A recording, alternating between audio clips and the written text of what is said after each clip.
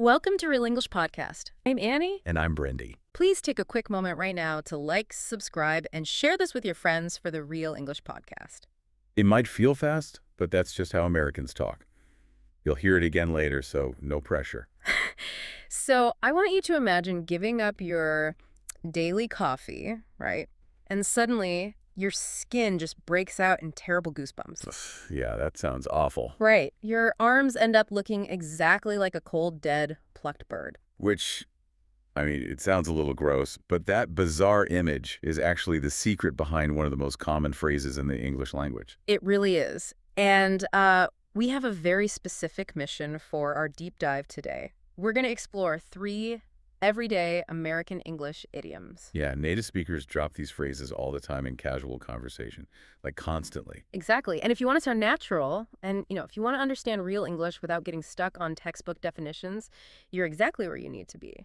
We basically want to act as your language coaches today, because an idiom is just a phrase where the hidden meaning is entirely different from the literal words. Yeah, if you translate them word for word into your native language, they usually sound totally ridiculous. Oh, for sure. But once you know the secret meaning, you just unlock a whole new level of conversational English. Right. And we'll speak clearly, use simple words, and guide you through the history of these phrases. So let's start with that bizarre image you just mentioned, the plucked bird. Oh, yeah. This connects to self-improvement, which is honestly something we all struggle with. Trying to be a better person is great, but breaking a bad habit is just incredibly hard. It really is. I mean, a habit is just something you do every day on autopilot. Some are good, but the bad ones feel totally impossible to break. Definitely. Maybe you drink way too much caffeine, or, you eat too much junk food. Or you spend 4 hours a day doom scrolling on social media. Oh, guilty. And when people decide to stop a bad habit like that, they usually try the slow method, right? Yeah, the tapering off. Exactly. If you drink 4 cups of coffee a day, you tell yourself you'll drink 3 cups this week, then 2 cups next week. You try to cut down little by little. But for a lot of people, going slowly just doesn't work. The temptation is way too strong. It is. Sometimes you just have to stop completely on the very first day. And that introduces our first phrase for today's deep dive, quit cold turkey. Or, depending on the speaker, go cold turkey. Let me say the words slowly so you can hear the pronunciation. Quit. Cold. Turkey. It's a funny one. It really is. It means to completely and suddenly stop a bad habit or a substance you depend on. You don't cut down little by little. You just stop immediately, all at once. I always picture a swimming pool for this. Like, if you go to a pool and the water is freezing cold, you really have 2 choices. Okay, I see where you're going with this. Right, so you can walk down the steps slowly. The cold water hits your ankles, then your knees, then your waist. It takes a really long time. The slow torture method. Exactly. And you suffer through the cold every single step of the way. That's like trying to stop a habit slowly. Yeah, it just prolongs the pain. Right. But the other option is to just run and jump straight into the deep end. Splash. It's a massive shock to your system, but the anticipation is over. You're all the way in. That makes a lot of sense. Quitting a habit cold turkey is exactly like jumping straight into that freezing pool. But, I mean, the phrase itself sounds so strange. Why do Americans talk about a cold turkey when they want to stop drinking soda? Well, this actually goes back to the medical history of addiction in the early 20th century. Wait, really? The 20th century? Yeah.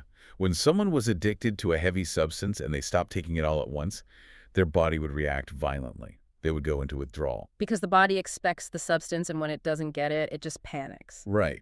And one of the physical symptoms of that sudden withdrawal is getting intense chills.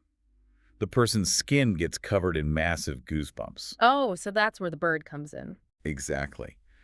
Doctors and nurses noticed that the person's skin looked exactly like the bumpy skin of a plucked turkey sitting in a cold refrigerator. Wow, that's incredibly vivid. So the phrase literally comes from the physical reaction your skin has when you jump into the deep end of quitting a habit. Yes, it does. But over time, it stopped being just a medical term.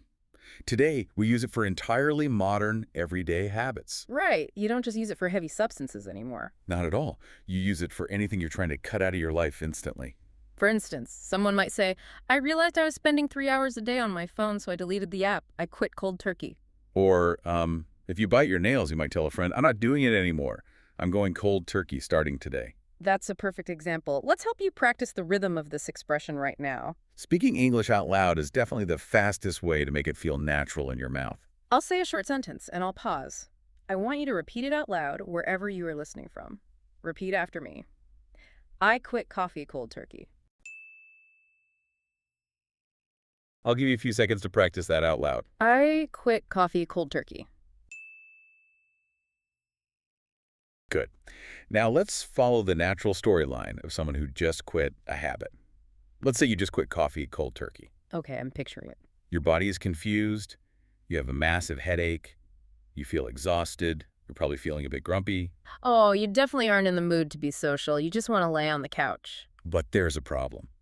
Yesterday, when you felt fine, you promised your friends you'd go to a dinner party tonight. Uh-oh. That's the worst feeling. It is. Now it's an hour before the party. Your head is pounding from the caffeine withdrawal. You look at your phone. You decide you just can't face a crowded room tonight. So you send a quick text message and cancel your plans at the very last minute. Right. And in conversational English, there's a very specific everyday word for what you just did. And that's our second expression for this deep dive. To bail. B-A-I-L. To bail means to leave a place early, to escape a situation, or to suddenly cancel plans at the last minute. It's like flaking out or standing someone up, right? You made a commitment, but you decided to back out. Exactly. Wait, I need to push back on this a little because I know the word bail from a totally different context. What? Well, if I'm in a small wooden boat on the lake and there's a hole in the bottom, water starts filling the boat, I have to use a bucket to throw the water out. That action is called bailing water. Right. So how did a word about saving a boat turn into a word about skipping a dinner party? Well, think about what happens if the hole in the boat is too big. You're bailing water with your bucket, but the boat is still sinking. Okay. Eventually, you realize you can't save the boat. You have to save yourself. You have to jump out of the boat and swim away. You abandon the sinking ship. Ah, I see. So you bail out of the boat. Exactly. Pilots use it too. If an airplane is going down, the pilot uses a parachute to bail out. That makes total sense now. So over the decades, teenagers and young adults started using it as slang. If you're at a terrible, boring party, that party is like a sinking ship. You want to escape. So you tell your friends, this place is awful. Let's bail. You got it. That makes perfect sense. You're escaping a bad situation. But earlier, we talked about canceling plans with a person before you even leave your house. Yes, that's slightly different. How does the grammar work if I'm doing this to a friend? Can I only bail on a person or can I bail on a place too? You can actually do both. But when you cancel plans with a person, you have to use the preposition on. You bail on someone. Okay, so I can't just say, I bailed my friend. No, if you just say, I bailed my friend, it sounds like you scooped them up in a bucket and threw them out of a boat. Oh, right. You must say, I bailed on my friend. That little preposition really carries all the emotional weight. It means you abandon them. It does. And we should warn you, if you bail on your friends constantly, they will get really annoyed. People hate it when you cancel at the last minute. So true. Let's do a realistic role play so you can hear how native speakers actually use this in a tense moment. Good idea. I'll play the frustrated friend, and you play the person who is canceling. Perfect. Let's set the scene. We planned to go see a movie at 7 o'clock tonight. We bought the tickets weeks ago. Okay, I'm ready. It's now 6:45 in the evening, just 15 minutes before the movie starts. I'm sitting on my couch. I'm tired from quitting coffee cold turkey. I pick up my phone and text you. Sorry, I'm just too tired. I can't go. So I get your text, and I'm already wearing my coat. I'm standing by my front door with my car keys in my hand. Oh. I text you back, and I'm clearly frustrated. Are you going to bail on me again? We planned this weeks ago. Ouch. The frustration is so clear. Are you going to bail on me again? It's the most natural way to express that specific disappointment. The trust is broken. It really is. Let's practice this one out loud. I want you to focus heavily on that preposition on. Repeat after me. Please don't bail on me. Take a brief pause right now to say it out loud. Please don't bail on me. Beautiful. So we've explored the physical shock of quitting cold turkey and the social fallout of bailing on your friends. Let's look at one more scenario. Let's imagine you didn't bail. You actually went to the event. Or maybe you stuck with your new habit for an entire month. That's a good thing. Right. You're trying your absolute hardest to achieve a goal. You put in all the work, you give it all your energy. But then at the very last possible second, you fail. Oh, that is a very unique type of frustration. It really is. Because you didn't fail terribly. You actually did a great job, but you didn't quite cross the finish line. You experienced a near miss. Exactly.